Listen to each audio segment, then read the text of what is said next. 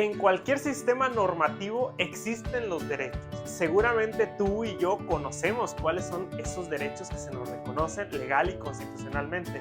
Pero también es importante que distingamos cuándo hablamos de derechos fundamentales y cuándo estamos hablando de derechos humanos. Y aquí vamos a platicar sobre esa diferencia.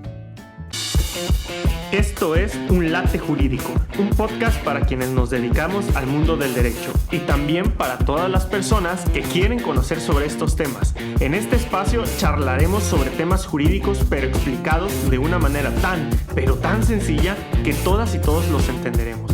Soy Tonatiuh Arroyo y estoy convencido de que debemos generar una cultura jurídica accesible para toda la sociedad. Así que prepara tu latte y disfrutémoslo juntos. Es importante que recordemos que todas y todos gozamos de esa gama de derechos que se encuentran reconocidos en las leyes y en la propia Constitución. Y aquí es importante señalar que los derechos no son otorgados por las autoridades de gobierno, sino que son reconocidos. ¿Por qué? Porque forman parte de la estructura natural de nuestra sociedad. Por lo tanto, hay que entender que esos derechos no se otorgan, no se dan, no se regalan, simplemente se reconocen a todas las personas. El artículo 1 de nuestra Constitución General es muy tajante al señalar: todas las personas tienen los derechos reconocidos en el mismo ordenamiento constitucional, pero también en los tratados internacionales de los que el país forme parte.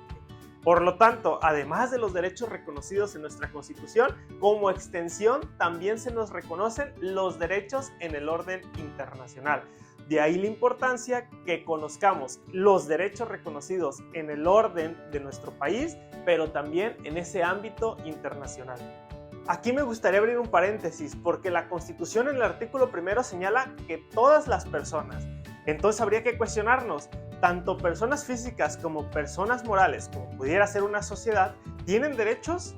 Pues efectivamente, la Constitución no hace una distinción y por lo tanto las empresas, las sociedades, las personas morales también gozarán de este tipo de derechos. ¿Por qué? Bueno, porque su estructura fundamentalmente se encuentra integrada por personas físicas y por lo tanto también tienen una gama de derechos de los cuales son reconocidos y gozarán de ellos.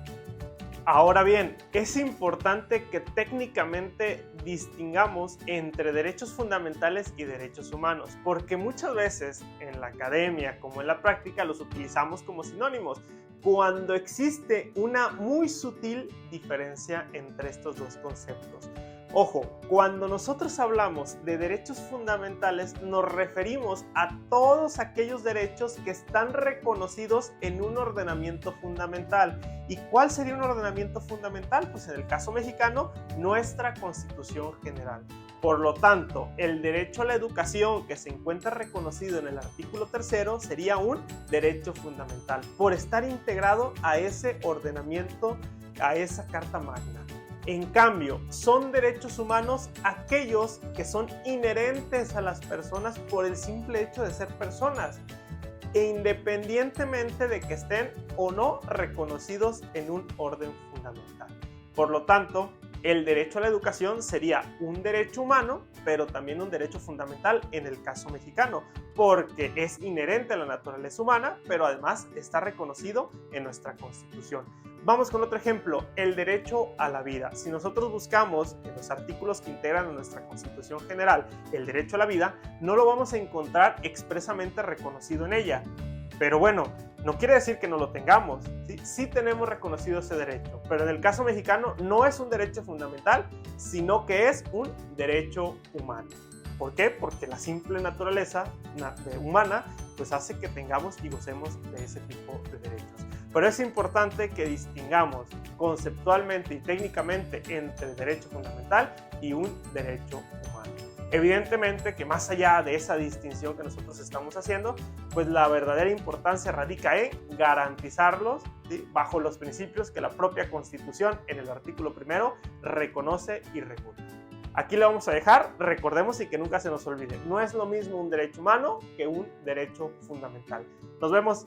Esto fue Un Latte Jurídico, el podcast donde aprendemos derecho de una manera muy sencilla y clara. Síguenos en nuestras redes sociales y nos vemos la próxima.